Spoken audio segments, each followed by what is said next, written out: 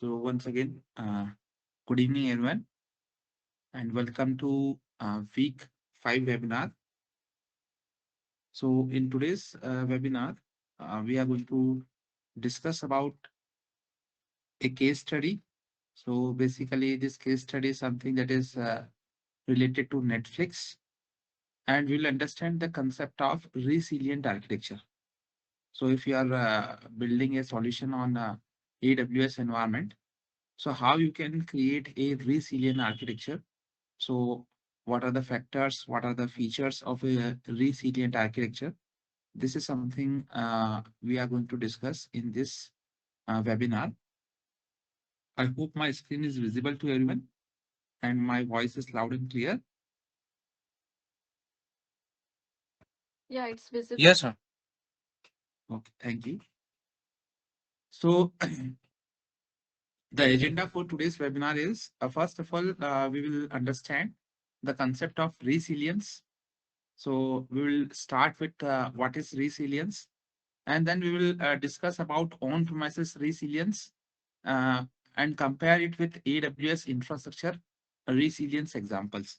Okay, so if you want to achieve resiliency on on-premises environment, what you have to do, and if you want to achieve resiliency on AWS infrastructure, so how you can achieve, what are the different patterns that are available on AWS that we can use. So this is something that we are going to understand first, and then we will talk about AWS Well Architect Framework.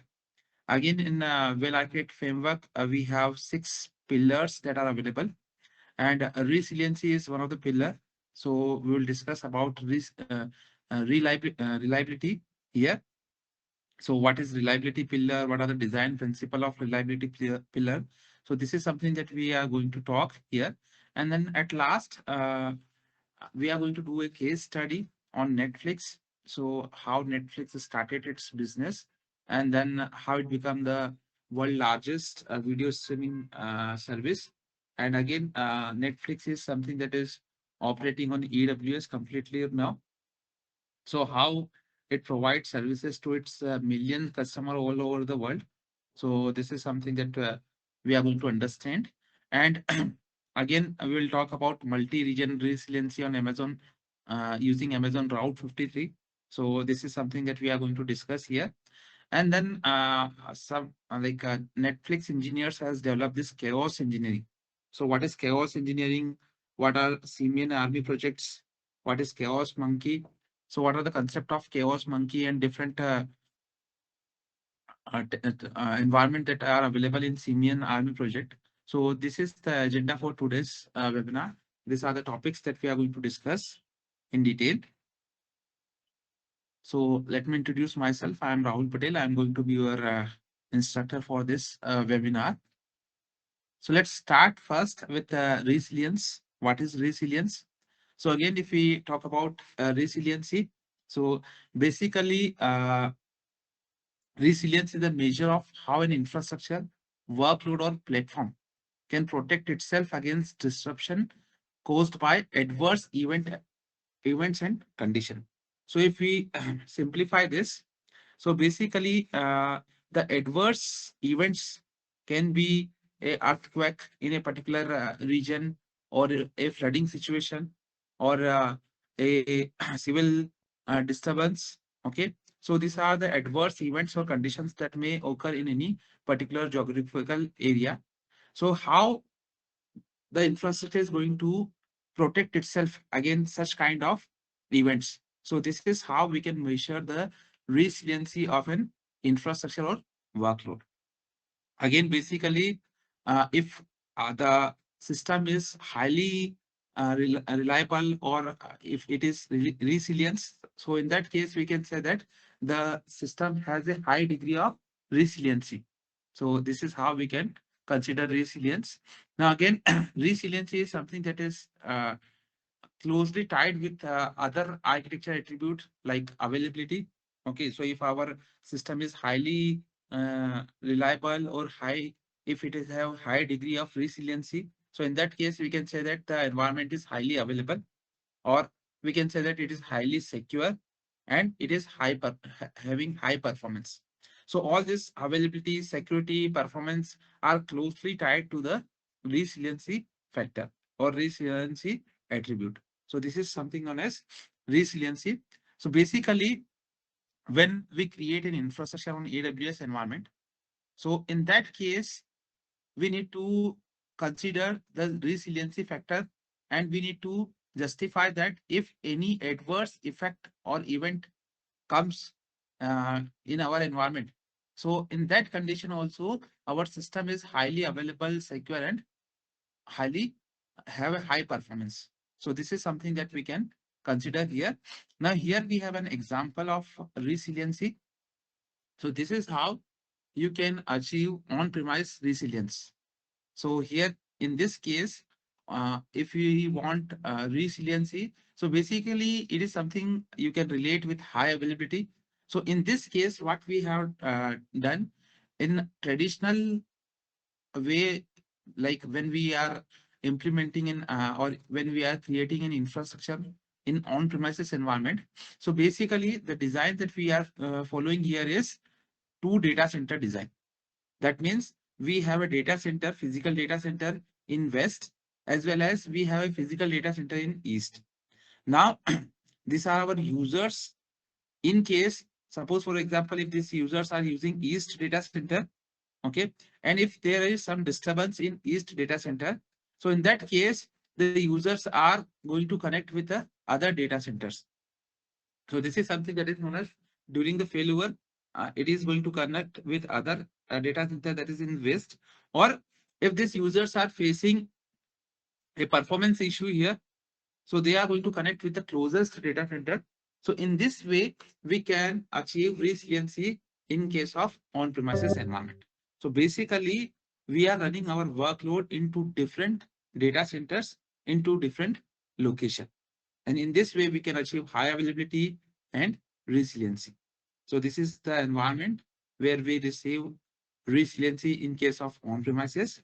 Now, in case of AWS infrastructure, okay, so here in AWS infrastructure, we have different patterns that we can follow. So the updated patterns that are available in case of AWS. So here we have a blog that is available. Again, I will share the link of this blog where we can achieve resiliency using different pattern. So basically, there are 5 patterns that are available in case of AWS. Okay. Again, you can use this pattern exclusively, or you can decide to implement a combination of this pattern, one or more pattern, to design your infrastructure. Again, when you are designing or when you are using this pattern, okay, so you have to consider these factors like what the design complexity of your architecture, cost to implement your architecture, operational efforts that are required to run your architecture, effort to secure your architecture, and environmental impact. So what is the impact on environment when you are running this architecture? And we have basically this 5 pattern. So the first pattern P1 is something that is multi-AZ deployment. Okay, where you are going to run your infrastructure in multiple availability zone to achieve high resiliency. Then the next pattern is static stability in region. So again, static stability is something where you are going to run, you are going to use multiple AZ, as well as you are running multiple instances compute capacity in that AZs. So this is something that we are going to do, going to use. Then you are in P3, basically application portfolio distribution, where you are going to distribute the different components of your application in different availability zones or different regions. So in this way, you can divide the application portfolio. And then multi-AZ deployment, where we are going to consider the regional disaster recovery. So for disaster recovery, we have a standby environment that is running in another region, and then multi-region active deployment. Okay. So again, we have the architecture that are available, but here we need to understand that whatever pattern that we are using, okay, they have their own design complexity, cost to implement, operational effort to secure environmental impact. Okay. And again, we need to consider this availability. So availability is something that is going to be highest in case of if you are using multi-region active. Okay. So let's understand this first. So we have already discussed what is resiliency here. Okay. So the capability of to recover when stressed by load. So if your environment is stressed by load, okay, how the environment is going to recover, or in case of failure, how your environment is going to come over that this failure. Okay, so this is something known as resiliency. Now, if we talk about resiliency, that how we can achieve resiliency on AWS environment.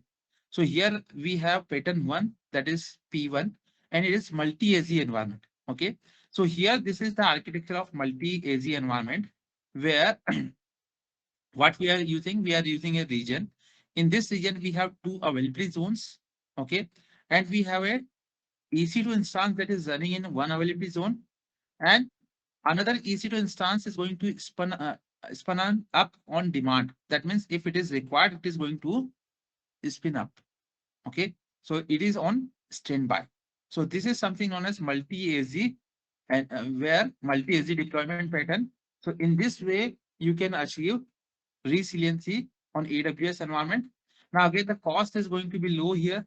Okay. Performance is again like low. So we have already seen this uh, part here where design complexity is low, cost to implement is low, operational effort that required is low. Again, effort to secure this environment is low. So all these factors are going to be low in this case. So this is the first pattern. In this way, you can achieve resiliency on AWS environment with minimum cost. And the pattern two is something that is multi-AC with static stability. So in multi-AZ with static stability, again the same pattern that we have used in P1, that is what we are going to use here. But in this case, we are running multiple compute capacities in availability zone. Okay. Now, if a availability zone goes down here, so in that case, in this case, the environment is going to up and running. Okay. So here we have multiple compute capacities that are running, and this is going to make sure that our system is highly available and resilient. Okay. So the difference between multi-AZ and multi-AZ with static stability pattern is here we are running more compute power. Okay. More compute EC2 instances. And again, in this case, we are running one EC2 instance and another EC2 instance will spun up on demand. That means if it is required, it is going to spun up. So this is the difference between multi-AZ and multi-AZ with static stability. Then the next pattern that we can use here is application portfolio distribution. So in application portfolio distribution, suppose for example, if you have a application, banking application that is running on AWS environment. So if a user is checking the balance with the web application, okay, so the traffic will go to this particular infrastructure in this region. Okay. And if the user is checking the balance with mobile application, so in that case, it will go to this region. Okay. So in this way, what we are doing, we are dividing or we are distributing the portfolio, application portfolio across multiple regions. Okay. So in this way, we can increase the functional resiliency of our application using multi-AZ environment. So this is another way of achieving resiliency where we are using we are distributing the application portfolio in multiple region. Then P4 is something where multi-AZ deployment with multi-region disaster recovery. So again here, in this case, what we are going to do, we are going to implement our infrastructure in multiple AZs, and the standby is something that is going to be in different region. Okay. So here we have an image that is available. So in this case, you can see that this is a multi AZ architecture for availability. Okay. And A cross-region backup for disaster recovery is something that is going to be in the another region. So this is how we can achieve resiliency. So this is an example of multi-AZ deployment, multi-region disaster recovery. And the last one, last pattern is multi-region active-active. So in multi-region active-active, we are going to use Route 53, and our infrastructure is running in two region here in this case. Okay, and both in both the cases, the infrastructure is active, up and running. Okay, so here we are running core banking application components. In this case, here also we are running same. Again, in this case, you can see that this is something that is going to be have the highest cost, highest complexity. Okay, so these are five patterns that are available here in this case. And if you see here, the design complexity of multi-region active-active is something that is very high. Cost to implement is also high. Okay, operational efforts that are required to maintain and manage this infrastructure is also very high. Effort to secure is high, as well as environmental impact is also high. Now you can decide according to your need how you are going to use or how you are going to achieve resiliency in your infrastructure. So this is the link that I'm going to share. So if you want, you can go through this link and you can read more about how we can achieve resiliency. I hope this is clear to everyone. If you have any question on this, you can ask.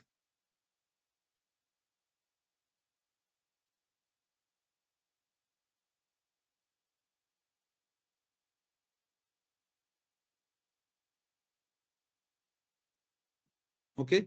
So this is how you can achieve a resiliency on AWS environment. Now let's talk about AWS Well Architect Framework. So again, Well Architect Framework is something that describe the best practices that we can follow while designing our workload in the cloud. Okay. So basically it has key concepts, design principle, architectural best practices that we can use while designing our architecture on AWS environment. So it provides consistent approach for all the customers, partners. Again, it helps cloud architect to build secure, high performing, resilient, and efficient infrastructure so that we can create application and workloads that can run on AWS environment. So basically, well architect framework is something that is a guide that a architect can use to design a architecture that follow the best practices, okay, and identify the area where we can improve our infrastructure. So this is something known as well architect framework, and it is available for all the customers who want to use AWS or who want to run their infrastructure on AWS environment. Now, these are the 6 pillars that are available, which starts from operational excellence, security, reliability, performance efficiency, cost optimization, and sustainability. Again, sustainability is a new pillar that is introduced last year. So these 6 pillars guide us in different categories, in different domain. What are the best practices that we have to follow while designing our infrastructure on AWS environment? So here you can see that the first pillar is something that is related to security. Now, the first thing is apply security at all layers. Okay.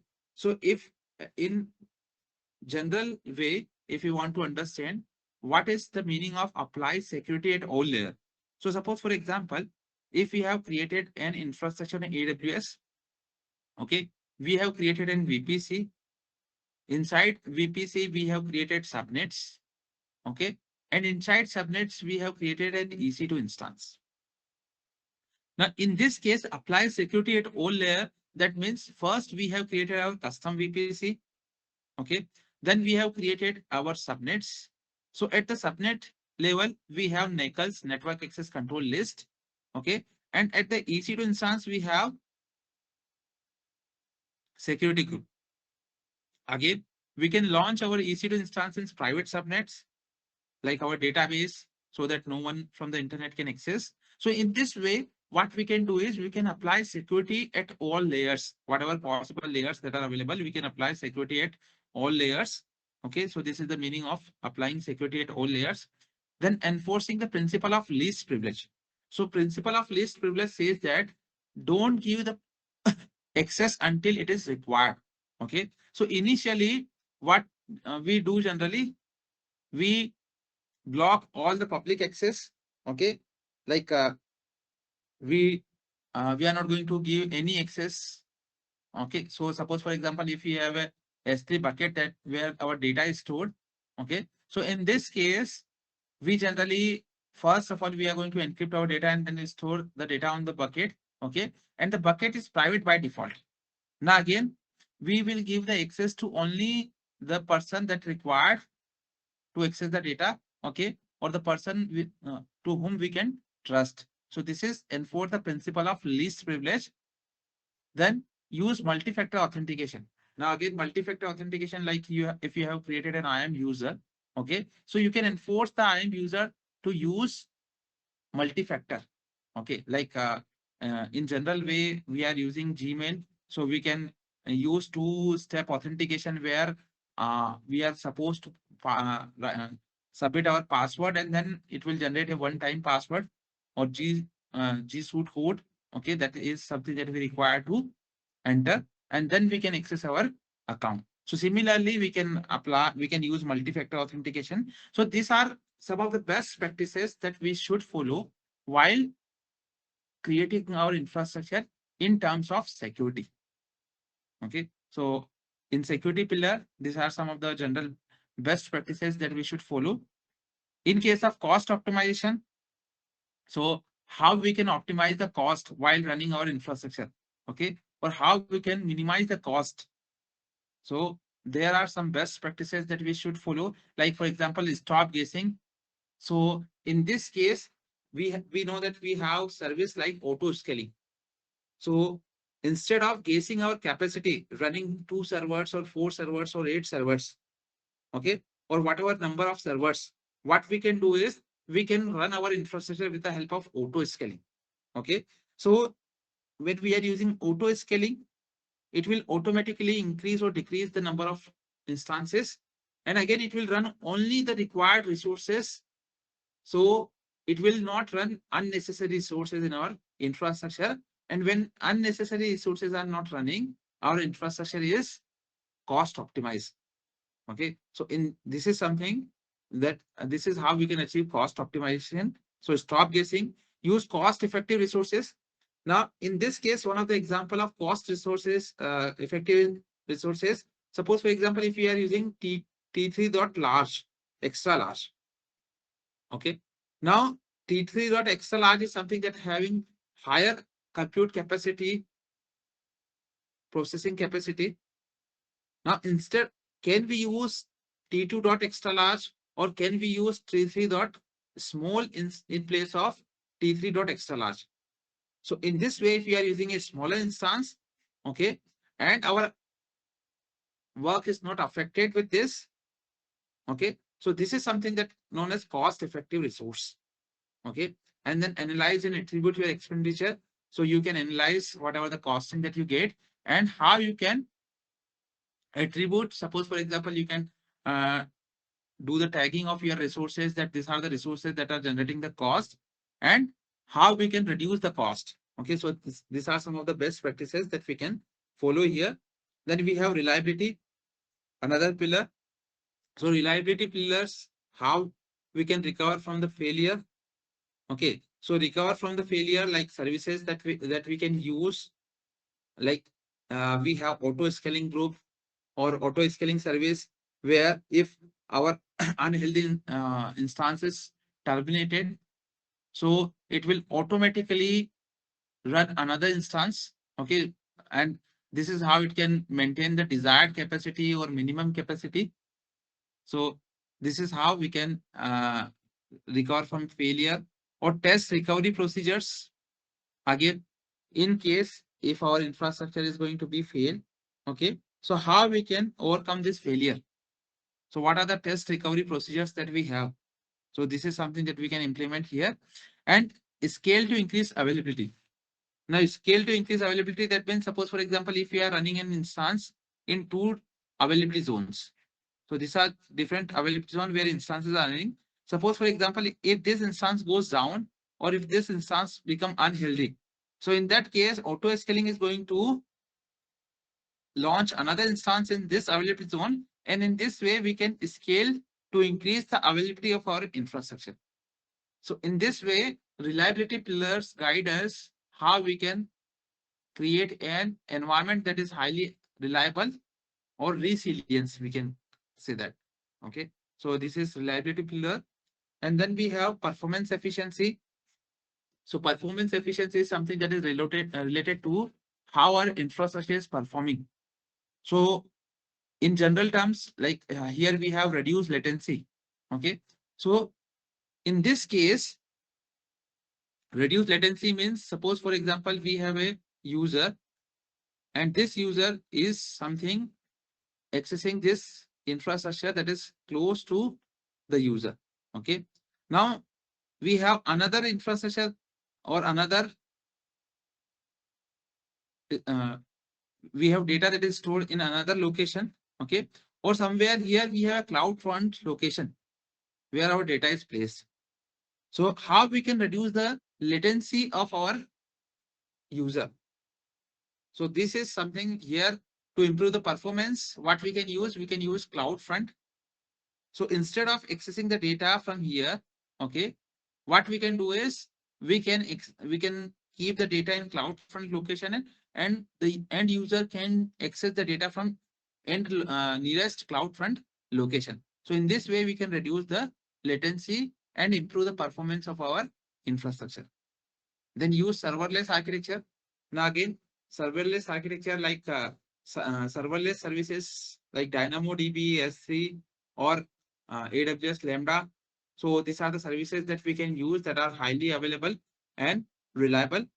And when we are using these services, we will going to receive high performance. Okay. Or we can incorporate the monitoring, like we can watch our infrastructure, how infrastructure is performing, and we can improve the performance. So these are performance efficiency best practices that we can follow. Then operational excellence is something that where we can perform operation with code. Okay. So far what we have did, we created all the components individually with the help of management console. Okay. Where suppose for example, if you want to launch in web server, first we are going to create a VPC. We configure the VPC, then we launch EC2 instance, we configure the EC2 instance, and then we receive the web server. So can we put all these steps in code? So here we have cloud formation templates or cloud formation service. So we can perform operation with code. Now again, if you want to replicate the same environment for other customer or for other environment, like for example, for testing or development, so you can use this template. So this is how you can achieve operational excellence for your environment. So perform operation with code and test response for unexpected events. So this is related to operational excellence. And then sustainability is something where you can understand uh, the impact of your infrastructure. Okay. So what are the amount of energy that you are consuming? Okay. And how you can maximize your utilization so that you can minimize the impact of your infrastructure. So these are well-architected framework pillars that are available that guide us how we can create an infrastructure that is highly available, highly reliable, secure, have high performance, and cost optimized. So I hope this makes sense to everyone. If you have any question on this, you can ask.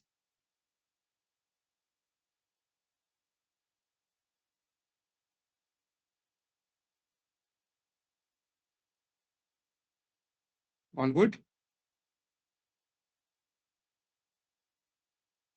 I hope I am audible. Yeah, no questions. Okay. So next is we have seen well-architected framework pillars and their best practices. Okay. Now on AWS environment, there is a well-architected tool that is available. Okay. So suppose, for example, you have already created your workload, or you have already defined your infrastructure. Okay. Or you are going to define your infrastructure. So with well-architected tool, what you can do is you can define your workload. You can conduct an architectural review on this. Okay. And what are the findings, or what are the best practices so that are suggested by well architected tool, you can apply this. Okay. So again, this well architected tool is something that is a central place for best practices and guidance, and there are thousands of workloads that are available. Okay, so you can review your application workload, and you can implement a infrastructure that is highly available, highly reliable, secure, and cost optimized. So this is something that is available on management console. So you can implement, you can use this, and you can implement, or you can conduct an architectural review of your infrastructure. So this is something that is available. Again, here you can see that uh, this is something that is related to well architect, where we have different pillars that are available, and then well architect tool. So again, if you want to start if you want to start working with well architect tool, you have to do a sign into the console, and then you can use well architect framework tool. So basically, it is an architectural guidance, best practices, how you can improve your infrastructure. So this is something that, so this is how it works. And then different use cases that are available, different customers, they have implement their infrastructure. So you can go through this case studies as well to understand how you can use well-architected framework for your environment. Next is reliability pillar. So reliability is something that the ability of a workload to perform its intended function correctly and consistently when it is expected to. Okay. So here, in this case, the reliability is something that we have already seen here. Reliability pillar. Okay. So recover from failure, test recovery procedure, scale to increase availability. Okay. So this is something that we have already discussed. So in reliability pillar, how your workload is going to perform its intended function correctly. So suppose, for example, you have created an infrastructure with two EC2 instances. Okay. And now these two EC2 instances are inside auto scaling group. Now suddenly there is a traffic spike. Okay. So there is sudden traffic spike, and now you need two more instances to handle this workload. So as you have designed your infrastructure in an auto scaling environment, so in this case, the auto scaling is going to automatically add more instances to your fleet. Okay. So this is the ability of your workload to perform its intended function correctly and consistently when it is expected to. So in this case, if there is a sudden spike of traffic on your environment, so it automatically spin up two instances. Again, if the traffic goes down, it terminate these instances. Okay. So this is how reliability pillars ensure that you have a environment that is highly available and efficient. Now again, the workload architecture of the distributed system must be designed to prevent and mitigate failures. Okay. So when we are talking about reliability, we are not going to launch all these instances in one availability zone or in one subnet. Okay. We are going to launch this in multiple availability zone or multiple region, so that our infrastructure is highly available and fault tolerant. Okay. Again, the workload must handle changes in demand or requirement, and it must be designed to detect failure and automatically heal itself. So this is something that is related to auto scaling, where if demand change or requirement change, the infrastructure is going to scale up or scale down, or scale in or scale out accordingly. So this is something that ensure highly reliable infrastructure. Now, these are the design principle of reliability pillar. So first of all, we have automatically recover from failure. So in automatically recover from failure, what generally we do, we monitor some of the KPIs, key performance indicators of our workload. Okay. And then if the threshold value of our KPI is breached, okay, or if it go, the threshold is go above or below the value that we have set, okay, so it is going to trigger an automation. Like in general, we have already seen an example that if the CPU utilization goes above 80%, so one more EC2 instance or two more EC2 instance is going to be spun up. Okay. So in this way, we can automatically recover from failure. Or if our EC2 instances suddenly become unhealthy, okay, so it is going to add one another, or it is going to replace another EC2 instance. Then test recovery procedure. So we can test our workload. Okay, we can validate the recovery procedure if our instance fail. Another how another instance is going to be added to our fleet, or we can use automation to simulate different failures, or we can create scenarios that led to failure. Okay, we can like when we see this Netflix chaos engineering, so there they suddenly stop an EC2 instance, and then they will say what is the effect of this EC2 instance that is shut down. Okay, so in this way we can test the recovery procedure. And then if you want highly available environment, we can scale horizontally. So instead of running a large resource, we can run multiple small resources. And when we are running multiple small resources, they are going to reduce the impact of single failure. So single point of failure is something that is going to be reduced here. And the requests are distributed across multiple smaller resources.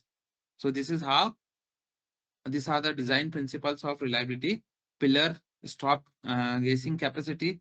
So again, we can monitor the demand and workload, and accordingly we can add or remove the resources, and then manage change in automation. So what we can do is we can change our infrastructure with the help of automation. So we can use cloud formation templates, and these templates are going to be automate our infrastructure. We can manage infrastructure with the help of these templates, and then centrally we can manage this template. So these are the reliability principle pillars, design principles of reliability pillars. If you have any question, you can ask.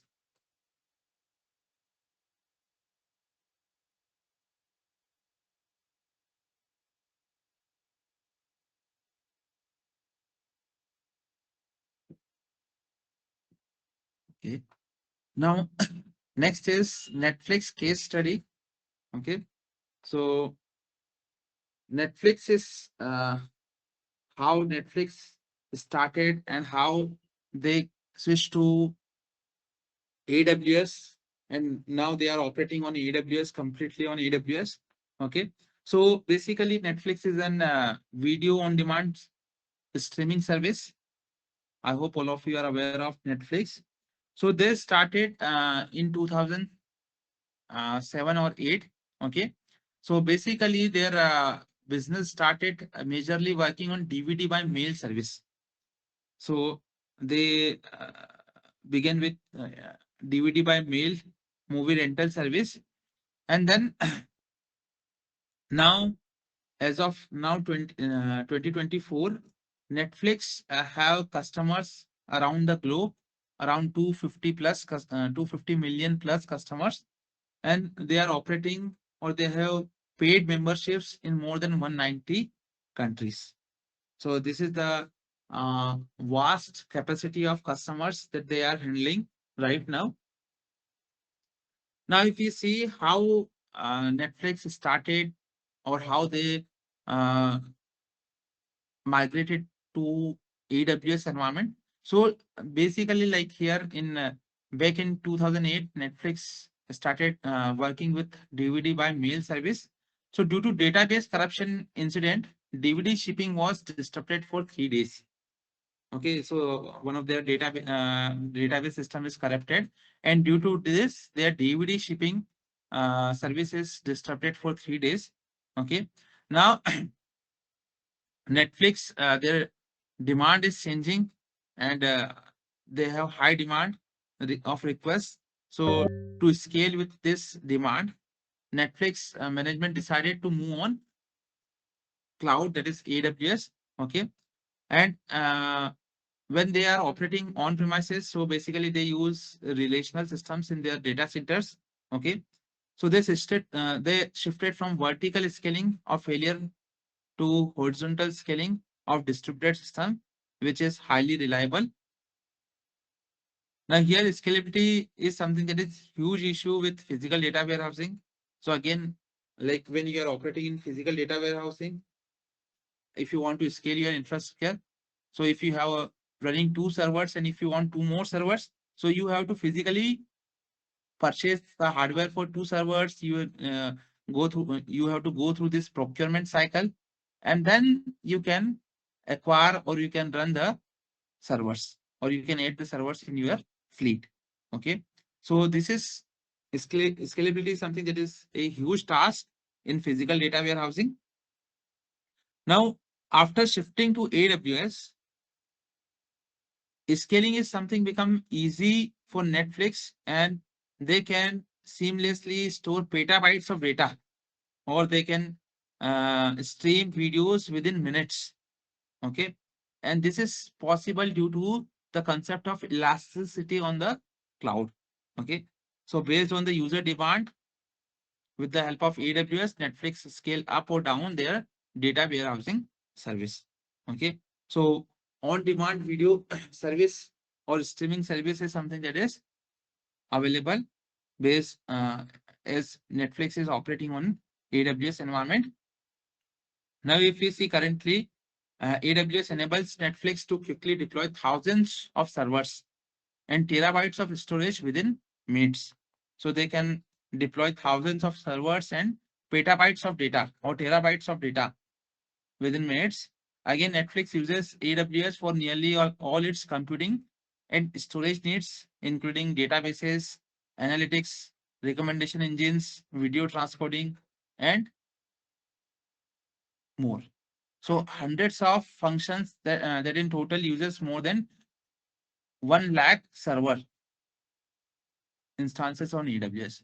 So basically, now Netflix is something that is available in multiple languages. They have 250 million plus customers as of now. Okay, and they are running a lakh or thousands of servers on AWS using petabyte storage, and they are completely operating on AWS environment. So here we have case study that is also listed on AWS environment, on AWS documentation as well. So user can stream Netflix shows, movies from anywhere in the world, including on the web, on mobile, tablet device such as iPhone. Okay, so this is how Netflix is operating on AWS. And this is an example of a multi-region resiliency on Amazon Route 53. So basically here we are operating in multiple regions. So we have multiple accounts, team A, team B accounts, and multiple VPCs where EC2 instances are running, CloudWatch logs that are captured, VPC flow logs. So this is how a multi-region resiliency. Now, again, Route 53 is a service that is used to distribute the traffic across multiple region. So this is how Netflix is operating using multi-region resiliency architecture. Then we have concept of chaos engineering. Now in chaos engineering, basically, this is an uh, experimenting software system that is designed by Netflix engineer. Okay. So in this, in order to build the confidence in our system capability. Okay. So generally, a unexpected condition is created in the environment, and then it is going to be tested that is the environment is capable of to handle this unexpected condition. Okay. So chaos engineering is generally done to find out the unknowns. Okay. Suppose, for example, if you are running an infrastructure and if you want to test the infrastructure reliability or availability or performance, okay. So we can use chaos engineering for this. So to find out the unknowns or to identify the weakness of our environment, or to find out the weakness that can affect our environment and that can affect our service availability. So these are some of the factors, or to see the if our environment is not reachable, how it is going to affect our infrastructure. So these are some of the factors due to which we can check the infrastructure reliability, security, performance, and availability with the help of chaos engineering. So there are different projects that are built, or different uh, testing procedures that are used by Siemens Army project. Again, these are created by Netflix engineers. So Chaos Monkey, Gorilla, Janitor Monkey. Again, like some of these are used nowadays, and some are not used, that are outdated. So basically, the Chaos Monkey is something that is a software tool that was developed by Netflix engineers to test the resiliency and recoverability of their Amazon Web Services. Okay, so what they do generally, they simulate failures of instances. Okay, so in an auto scaling group, they uh, shut down an EC2 instance. Okay, one or more EC2 instance, and then they check the behavior of infrastructure. Okay, so they promote the principle that how we can avoid major failure in real condition. So generally, like suppose for example, if we are running 4 EC2 instances to handle the workload, okay. So if I terminate one of the instance, okay, so how the rest of 3 instances are going to behave, or are they capable of handling the traffic? So this is something that is done in the chaos monkey. So in this way, we can simulate the failure of instance of services running within auto scaling group by shutting down one or more EC2 instance. Now again, other Siemens army members, they are added to create failures and check the for abnormal conditions here, or other security issues. Okay. Similarly, here we have chaos gorilla. So this chaos gorilla is something that simulate outages for entire region. So if an entire region is not available, so how the infrastructure is going to behave. So these are some of the uh, concepts that are used or to check the reliability or resiliency of infrastructure. So this is something that we have discussed in today's webinar. We started with the concept of resiliency. What is resiliency? How we can use or how we can achieve on-premise resiliency. And then we have discussed some of the patterns that we can use when we want to achieve resiliency on AWS infrastructure. So that is something that we have discussed. There are 5 patterns that are available. The link is shared in the chat. Then well architect framework. What are the well architect framework? What are the 6 pillars that are available? And what are the well architect 6 pillars best practices? So this is something that we have discussed. Then the tool that you can use to identify or to uh, check that your infrastructure is following best practices or not. And then reliability pillar is something that we have discussed here, the design principle of reliability pillars that are available here. And then Netflix case study. So how Netflix started initially, and then when they migrated on premises from on premises to AWS environment, how they are running uh, and thousands of servers and petabytes of storage to handle the workload. and they have like 250 million plus customers all around the globe, and they are operating right now in 190 plus countries. So this is how currently AWS is Netflix is running their infrastructure on AWS environment, and this is example of multi-region resiliency on Amazon using Amazon Route 53. Then chaos engineering is something and way of experimenting a software system in production in order to build the confidence in the system capability, so that if an unexpected condition occur, how the environment is going to behave. And then there are Siemens army projects that are available. So chaos monkey is something where the EC2 instance is going to be shut down. One or more EC2 instance is going to be shut down in an auto scaling group, and then we can simulate for failures. So this is something that we have discussed here. So if you have any question, you can ask. The session is open for Q&A.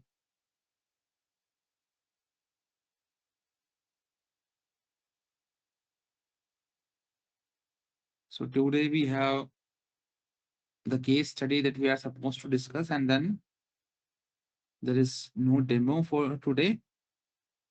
So we are done for the topic. Now the session is open for Q&A, and we have an office hour as well. So if you have any doubt, any question related to the previous week's topics, or if you have any question related to the lab environment, or if you are stuck somewhere, not able to. Okay, so I was trying to open my lab, but lab is not creating. Tanmay, so for which lab you are talking, Tanmay?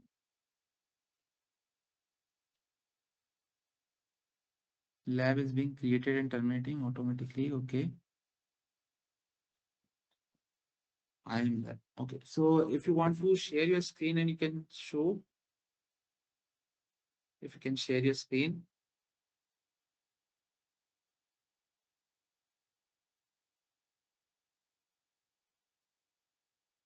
Ritu also having same issue. Okay. So any of you want to share the screen, and if you want to show, let me check if I can demonstrate that for you. So we are talking about IM lab, and it is in module.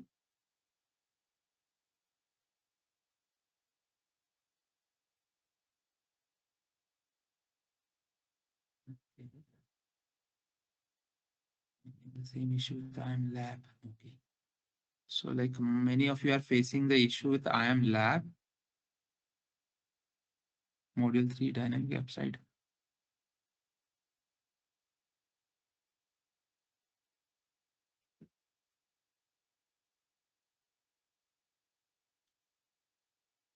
Introduction to IM lab, this one.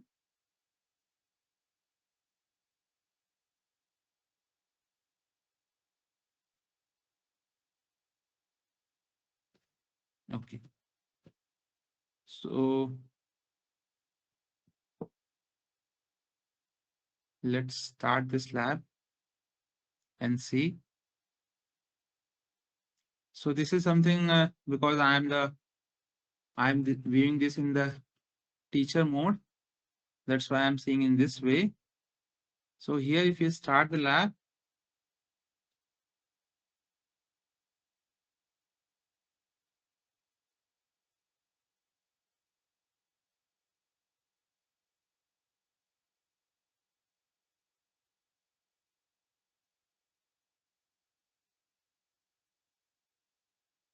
okay.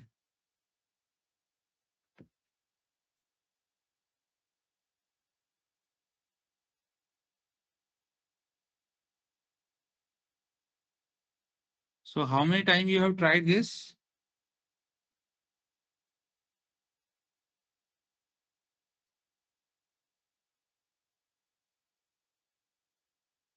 Three to four times. Challenge lab. Okay.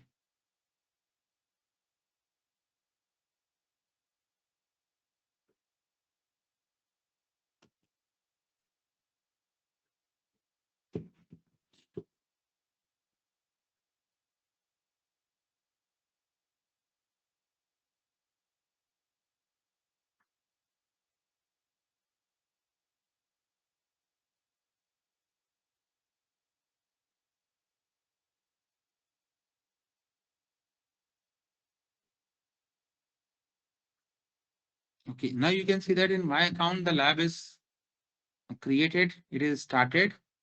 And if I click on AWS here,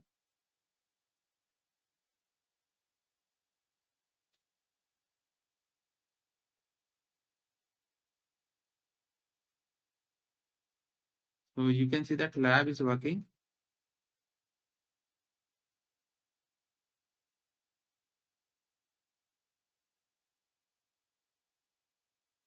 Okay. So for me, it is working. If if you want to share your screen and if you want to show it right now, you can share your screen and show it. Because in my case, the lab is up and running. Okay. So those who are facing, they can share their screen. We can go through this process quickly. Sometime I can say like if there is a maintenance or maintenance is schedule or suppose if you have started at that time, so might be there is a issue at that time. But I think the lab is working properly.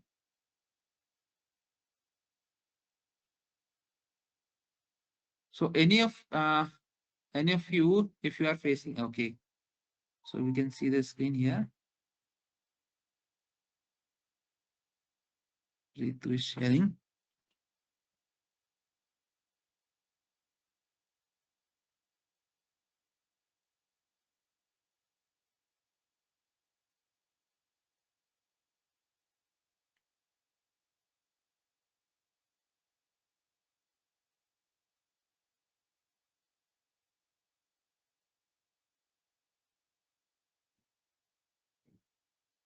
Yeah, you can click on Start Lab.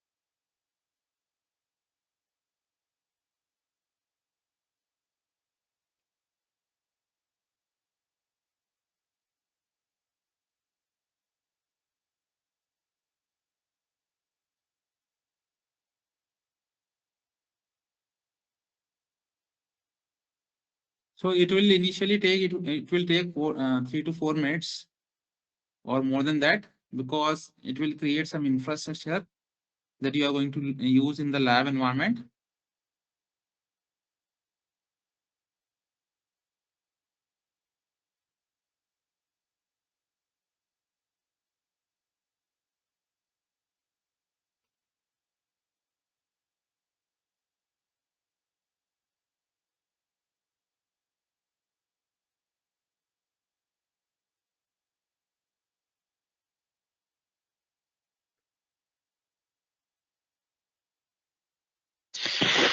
Hi Ritu, can you cross this window? Yeah, and click on AWS. Yeah, click. Yeah. Yeah, like you can click on AWS, but again, like some of the resources No, that it's are open. it will open, but like the resources that are supposed to be created, they are in creating state. So it is working basically. Yeah, hi Rahul. Yeah, Yeah, I am Amit. yeah, Hello. yeah. Yeah. The same. Actually, I am opening that lab in the challenging lab. Okay. There was some issue, some error. So the failed lab is in create failed state. So this lab is now set to be delete, which can we take a few minutes. Yeah, Yes. it will take like 5 to 10 minutes to delete the resources in, and it will like Last show 2 days. the message. Yeah, no, last 2 days there are same error showing. I am trying 10 Okay, to 15 times because there is same issue showing. The lab is deleted. okay. So for suggestion for that is like you can take a break and then you can start.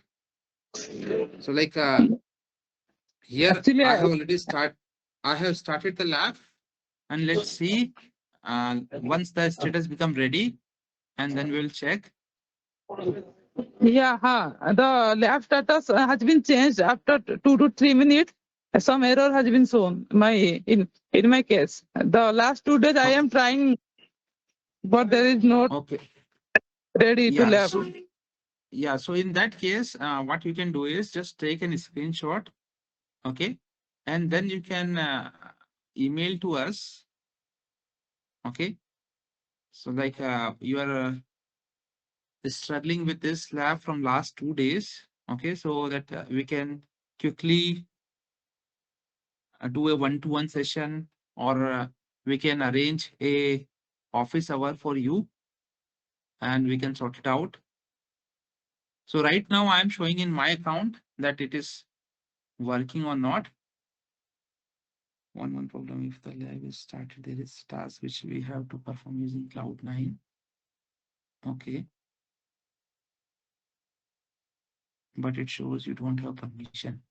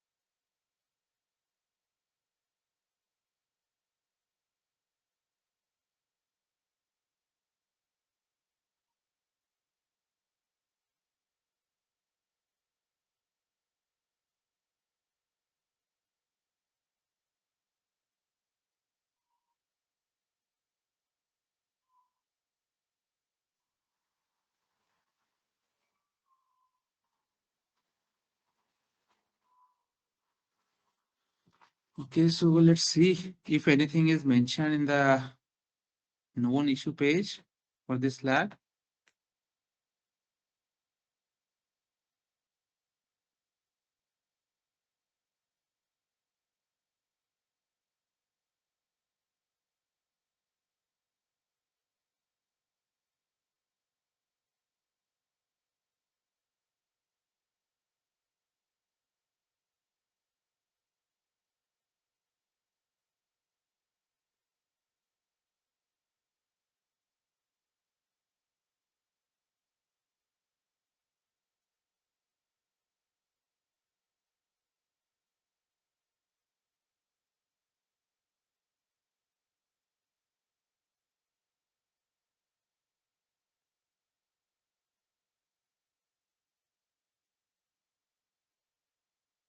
So this IAM lab, introduction to IAM, AWS IAM lab is working. I hope for everyone.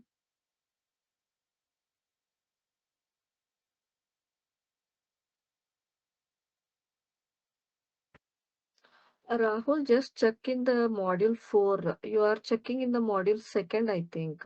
Introduction It to is IN. so much time to create on the lab. After Yeah, that, because Okay. the challenge lab is taking so much of time. Actually, it has worked for me. Just now I checked in my account. For me also, it is taking so much of time. So I just Mhm. logged out and I'm just logging in again.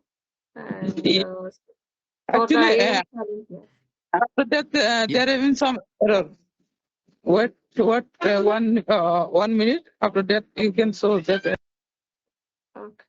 Yeah. So like in module 4, I'm Yeah. checking Modules, this lab. module 4 and Con challenge lab. Yeah. Controlling AWS yeah. account access by using, Yeah. like so many people are facing this issue only.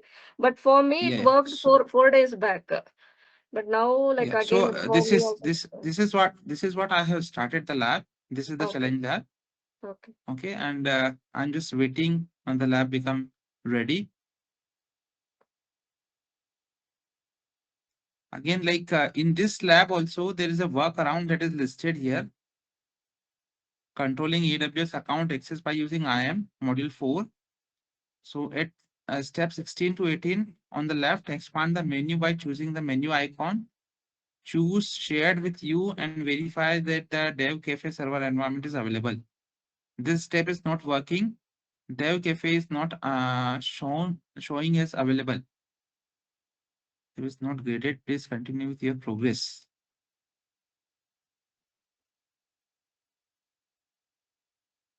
Okay.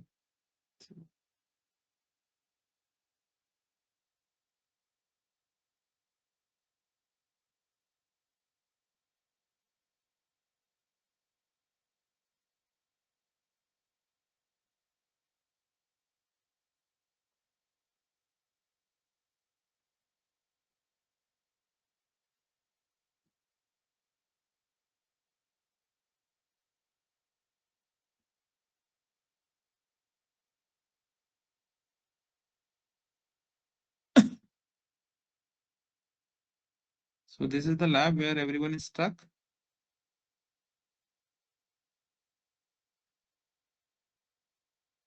No, I have finished, not completely, but I got 80%.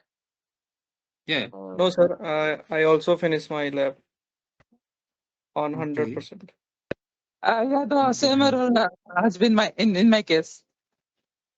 Okay. Yes. So in my case also, this is the error that I am also getting. Okay. So I will take a screenshot for this.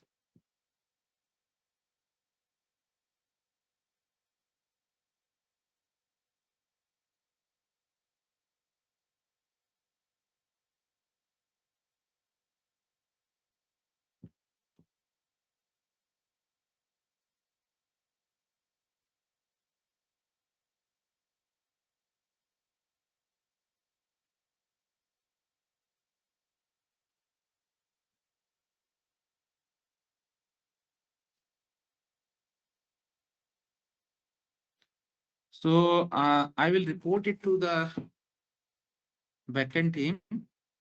So meanwhile, what you can do is, if you are stuck on this lab and if you are not able to proceed, okay, so you are supposed to mail this screenshot to all the teachers, okay, and then we will manually grade you, okay, and you can proceed with the next task, next module.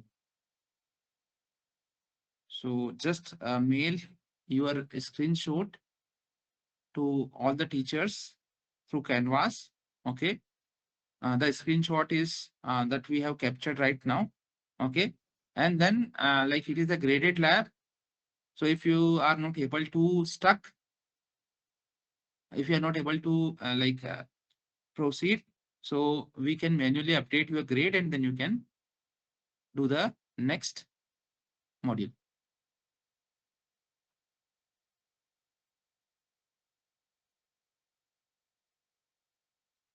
Yeah, you have to mail everyone, like all the teachers. Okay. So just like in the inbox, you can write compose a email and here select your course. So course after this, here you can select teachers, and in teachers you can just all in teachers. Okay, and then write the subject that I'm not able to perform this lab, lab name and module number, and then please find the attached screenshot. And my lab is not starting; it is terminating. So please help on this. So we will manually update your grade, and you can proceed with the next part. I hope this makes sense. And those who have already completed this lab, if you are able to secure 70, above 70%, okay, so you can, you don't have to do this. You can proceed with the next module. Apart from this, any other question or any other issue that you are facing right now? So the suggestion to all of you is if you are trying any particular lab, and if you are stuck for that lab, like if you have tried that lab 2 or 3 times and that lab is not working, the infrastructure is not in this lab, we have seen the infrastructure is not working. So immediately you can mail this and you can ask for the help. Okay. So in that way, what we can do is we can immediately check this. We can schedule a one-to-one office hour, or we can uh, check at our end. And then if the problem is legitimate, what we can do, we can immediately grade you and you can proceed to the next module or next task without wasting any time. So please follow this so that we can save our time and we can proceed to the next module or task.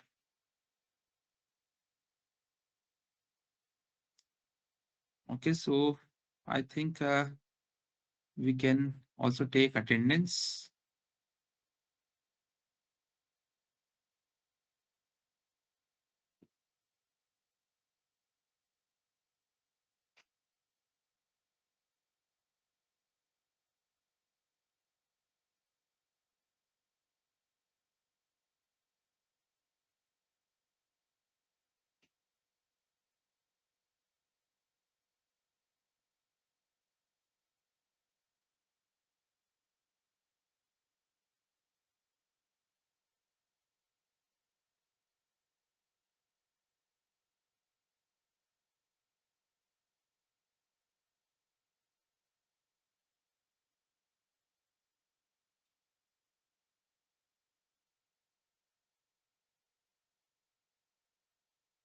Rajat Rathod is present.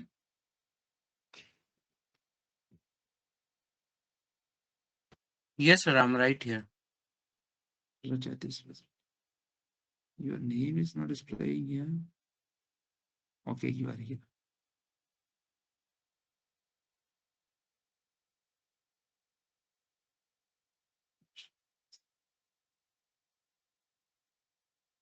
Take Ritu Rohan.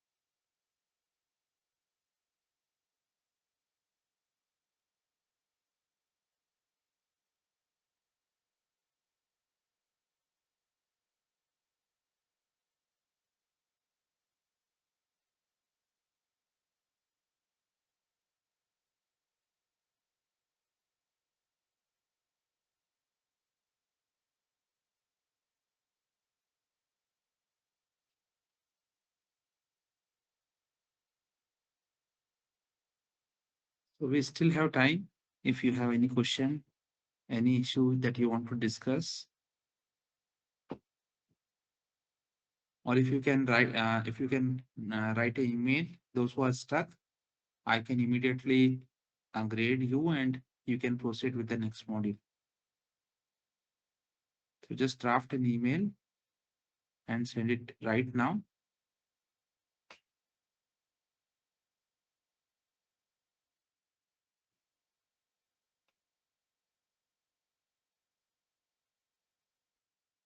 Rahul sir, Yeah, yeah. my name is not there in attendance. Tenzin Chinle. Tenji.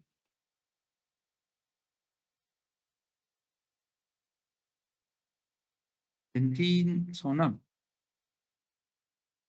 Chinle sir. Okay.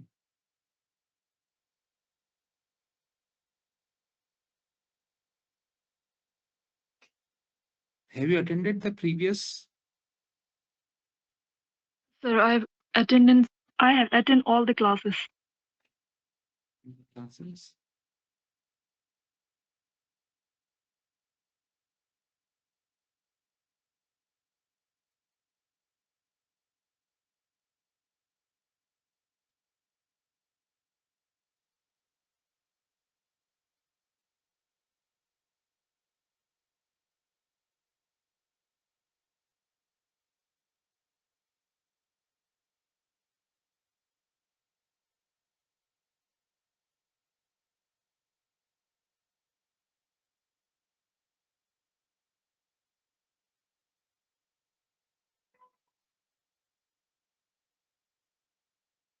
Thank you, sir.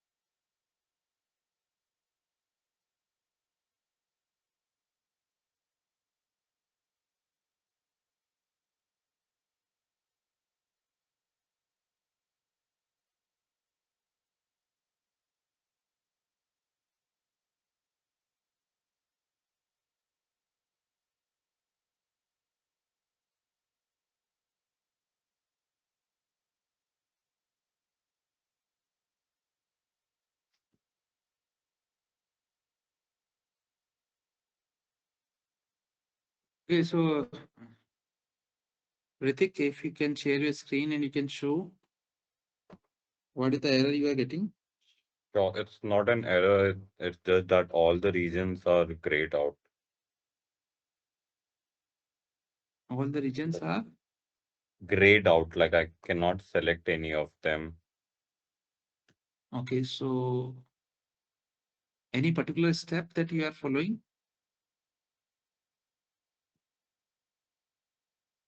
Website lab.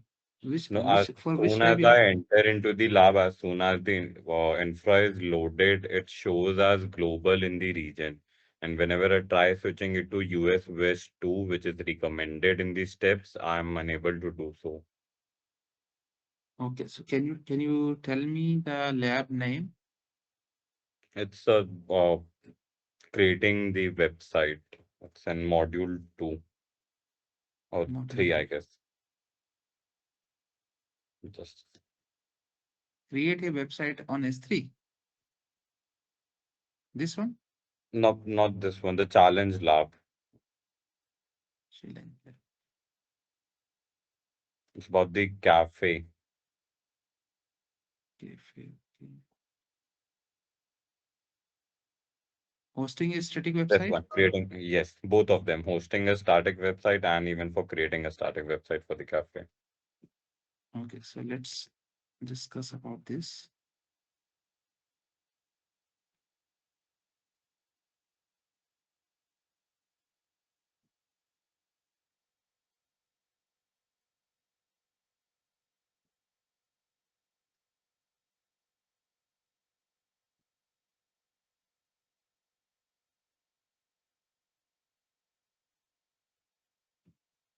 and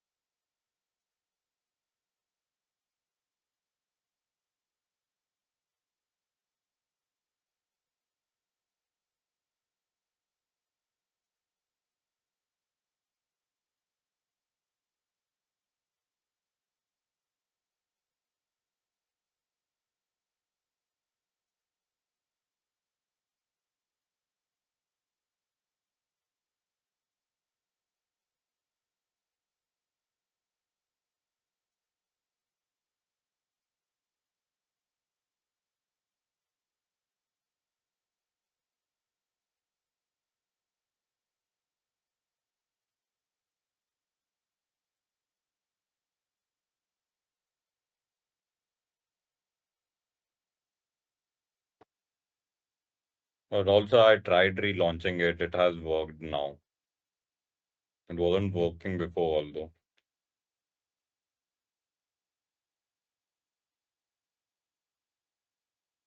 okay.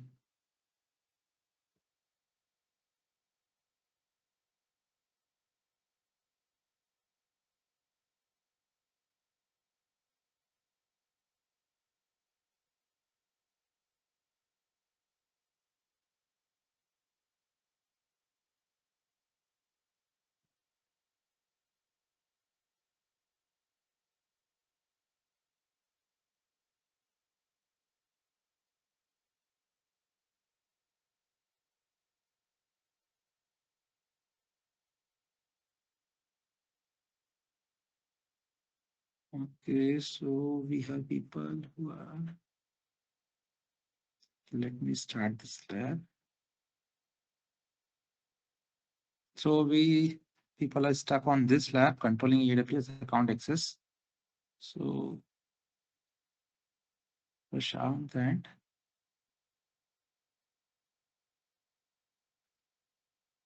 Ritu. Tanmay.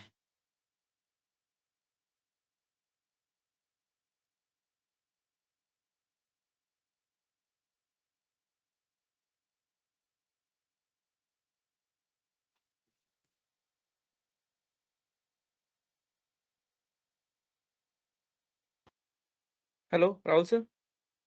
Yeah, Ritu I and think is technical issue in this lab. I already finished my lab, but I start again, but showing technical error. right.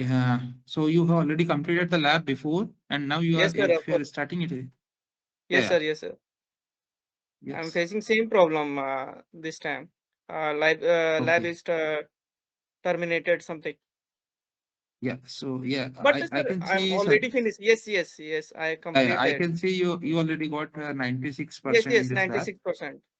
But I Yes. try to again try to, but some facing problem. But Yes. Might be like this is I creating right like in 2 3 days we are facing this issue in on this lab because we already tested this lab last time. It is working. yes, Ritu sir. Yes, sir. Tanmay. So okay, Ritu Tanmay. So those who have mailed me, okay, on Canvas, I have updated their grades. They can check and they can move forward. Yeah, Rahul, Amit here, Amit Chaudhary. Amit Chaudhary. Amit, have you sent the mail? No, no, I can send that screenshot in the chat. Okay. Okay.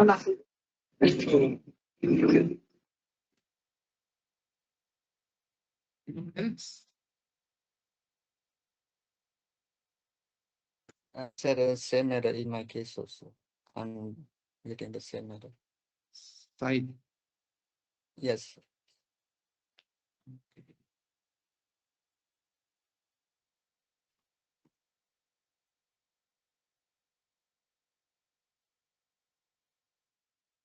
Same issue for me also. Okay.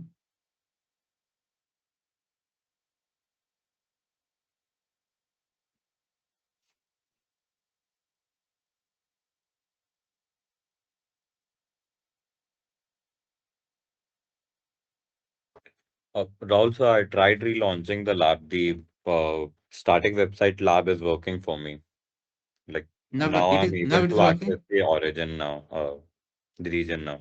Uh, yeah, yeah. So in my case also the lab is started.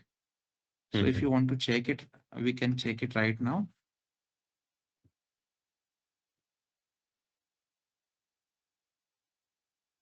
Okay, here you can see that we can select whatever region we want to select. Yes, yes. The same is working for me now as well. Initially, it wasn't working. It was all grayed out, and I wasn't allowed to select any of those. Yeah, so sometime it may happen. Might be there is a technical maintenance that is going on that particular infrastructure. So that's why. So Could be. just Thank you, sir. I hope it is working for you now. Yes, yes, absolutely. Thank you. Okay. Okay. Anyone else who is stuck on this lab that is controlling AWS account access using.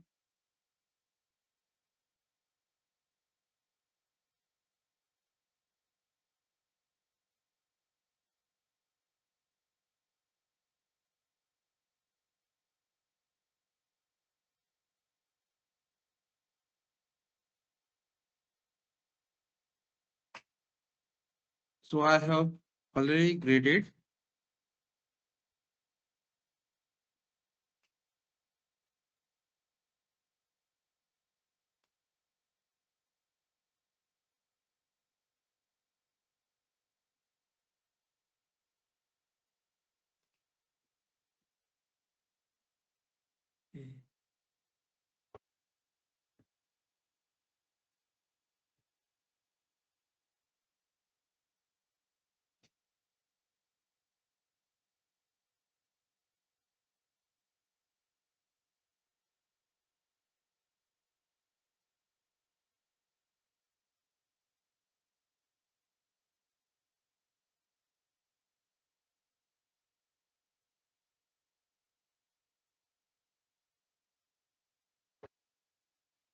Also, can you confirm once is if using open data with S3 challenge lab marked with some percentage or not? Because I'm not able to see it for my name in here. Which one? Uh, opening using open data with S3, like either of them in module 1 or 2. I'm seeing blank Um, spaces in front of my name. open database.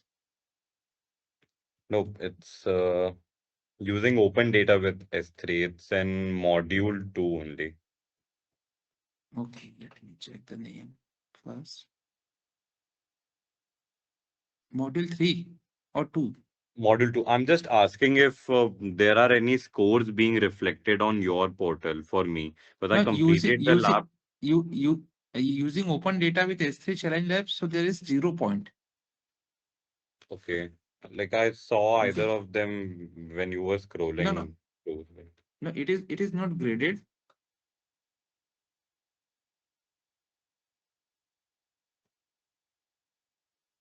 Might be you have seen this static or so that Could is be. not graded lab basically.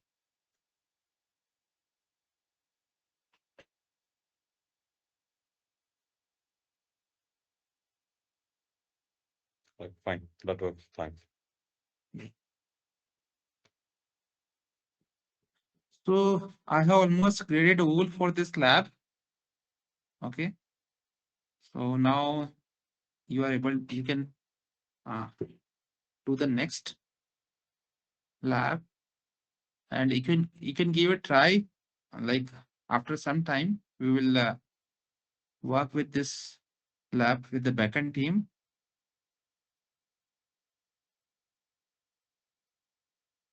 Any other question, issue?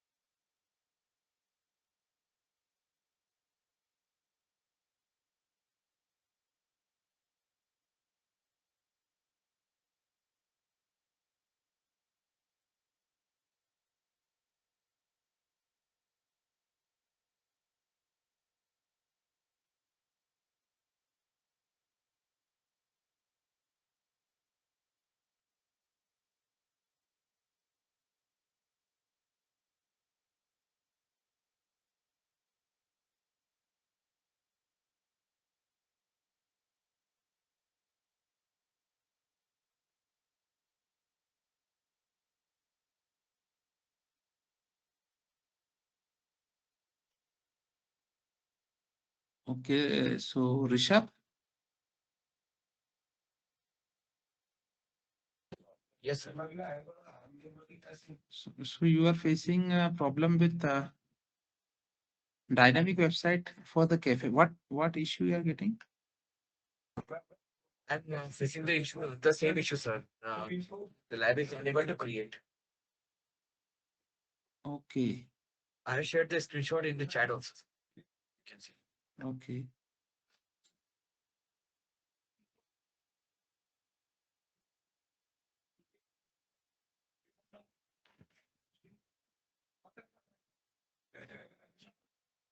So you are facing for this lab as well.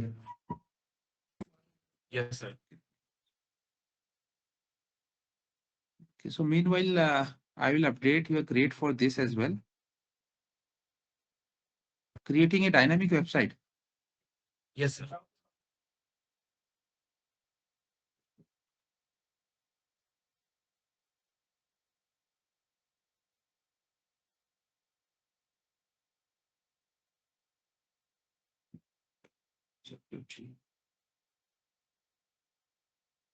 Rishabh, now you can move forward. Thank you, sir.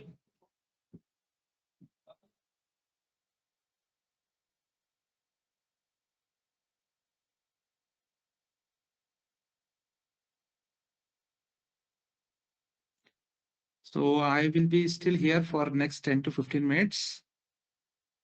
So if you want to leave, you can leave. And if you have any question or if you want to ask anything, you can ask.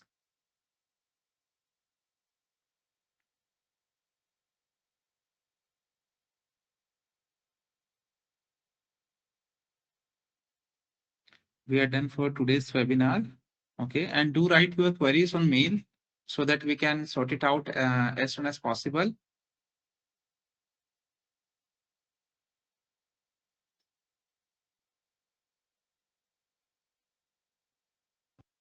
Thank you so much, sir. Thank you. Good night. Thank you. Bye, Thank you, Ram sir. Doctor. Thank Thank you. Thank you, sir. Thank you, everyone.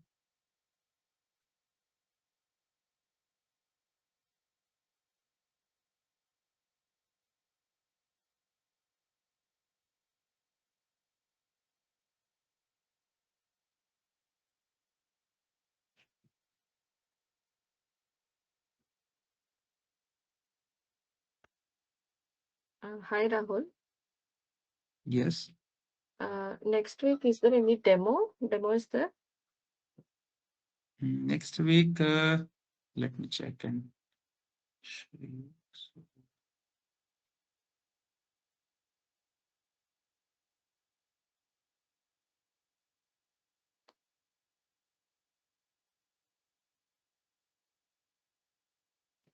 So next week we are going to talk about the additional AWS services like Mhm, for analytics, management and governance, migration, okay.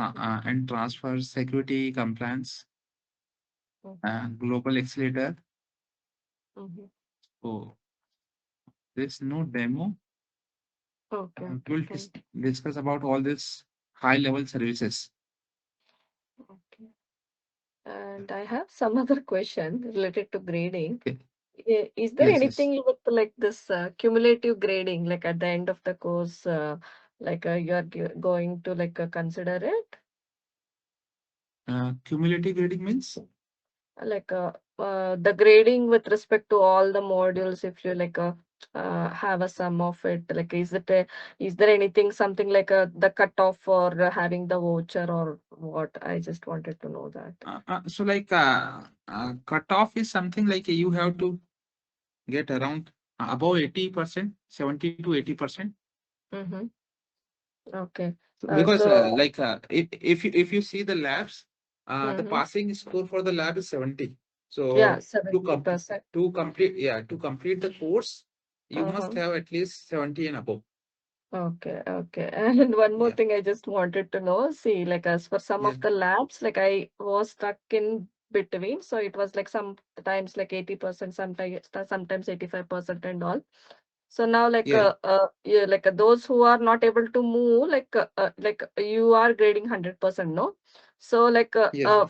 for us it will be like little less. So like is there something like we have to redo that lab or like how it is? Like because now because we No, have already like graded that up to like 80%, 85%. But again, yeah, cumulative means it will no. be like less, no? I just wanted to know that. So for that particular lab, like I will grade everyone 100%. Mm-hmm. Uh, Okay. because that for that particular lab there is a issue in the environment. Mm-hmm. Okay. So since I just wanted to convey you that, like when I did that lab on on Monday, I did it and I completed it Yeah, with 80%, and I was stuck in yeah, between. I forgot to take the snapshot. Now, when I yeah, retried, when you were checking with other people, no, even for me also it is showing the same, but I forgot to take the snapshot. So yeah. I just wanted to see again, like for this dynamic website also, I got like wait, I'll just share my screen. 80%. No, so for dynamic website, like only one. No, Wanted no. to check whichever I got a less percentage. So you can see Actually, my we're screen, facing no? in dynamic cafe Uh, lab. Almost uh, everyone got 80 to 83%, yeah. not So this is 100%. like this is happening, and for the another one, IAM challenge lab, what you like the other people are facing, no? Even I That's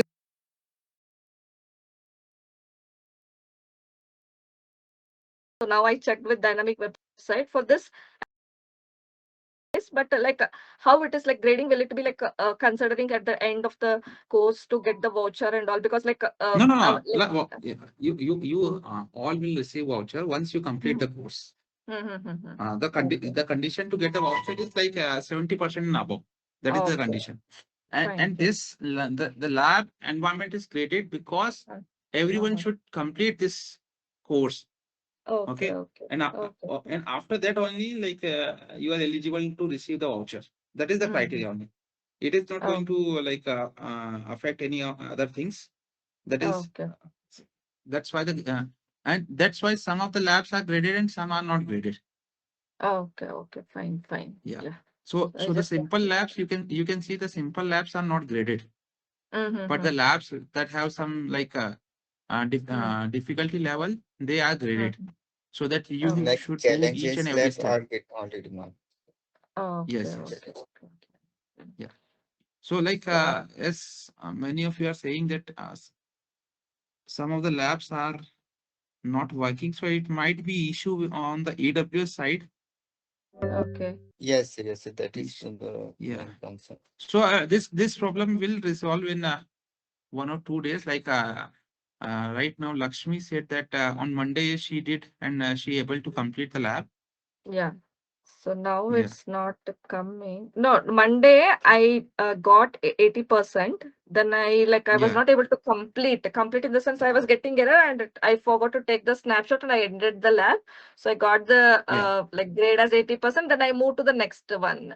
So like now when I I'm no, planning to restart the lab, but it is throwing me the same error. Let me check one more time.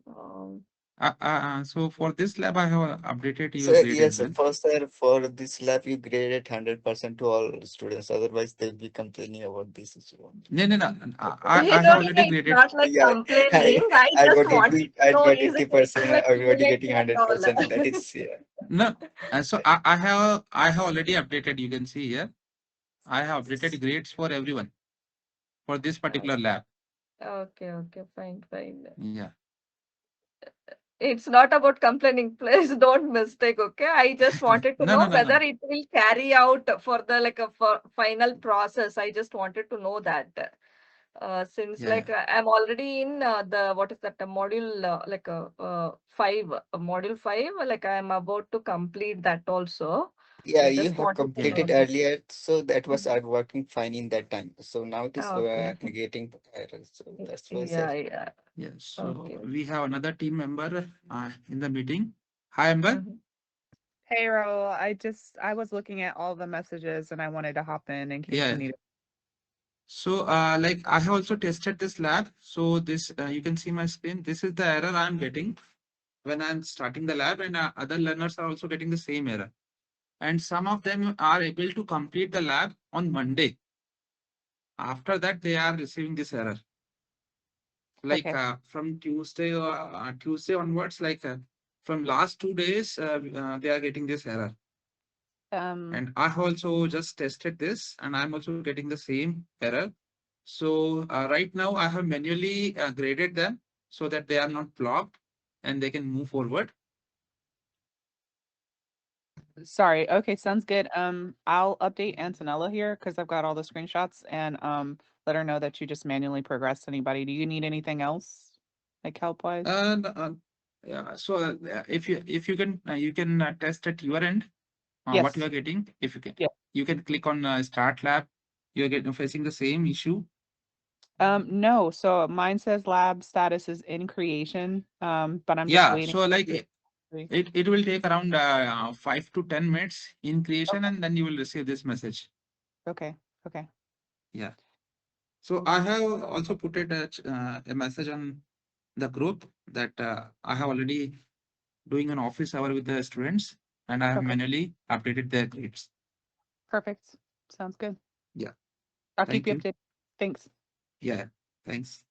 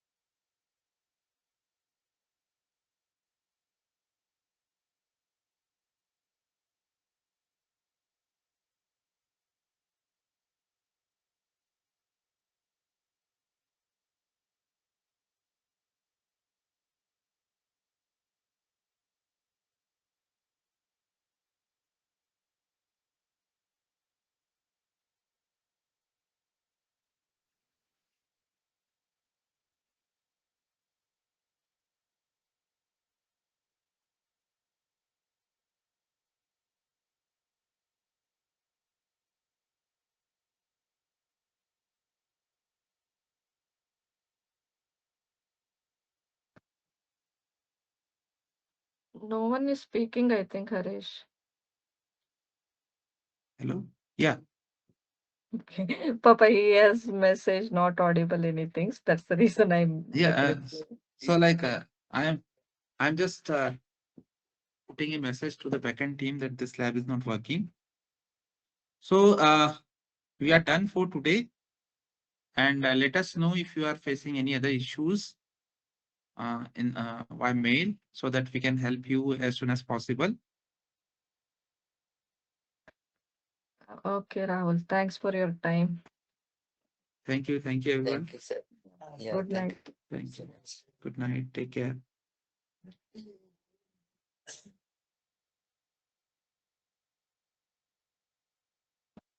Good night, sir. Good night.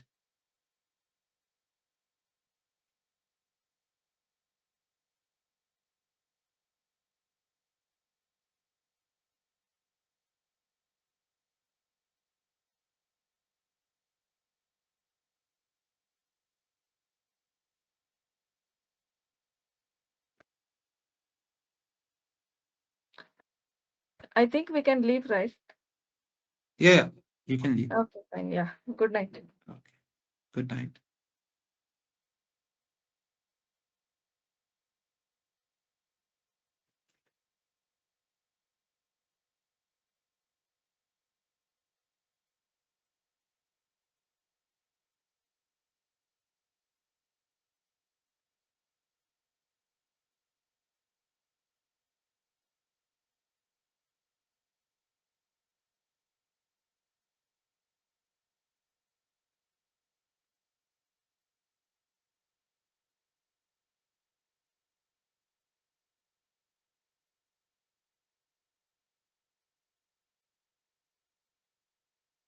Harish, what query you have?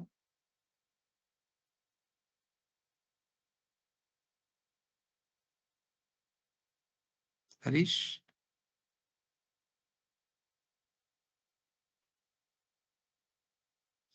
Chat.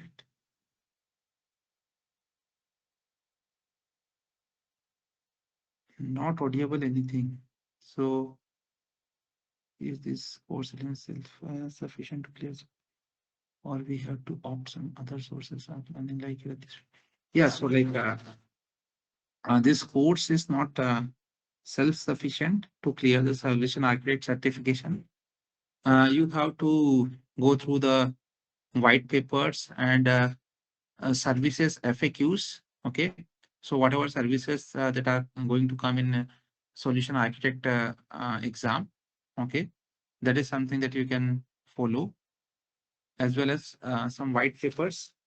So definitely, like in week 7 or 8, we will share some resources apart from this that you can follow.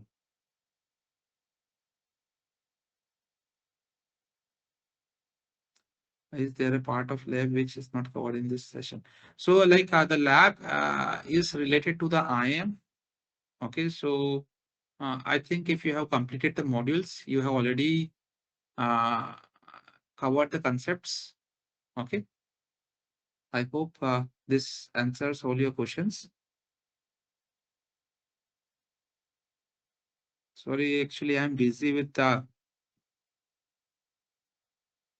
lab issue, so I have not seen your chat. I hope all your questions are answered now.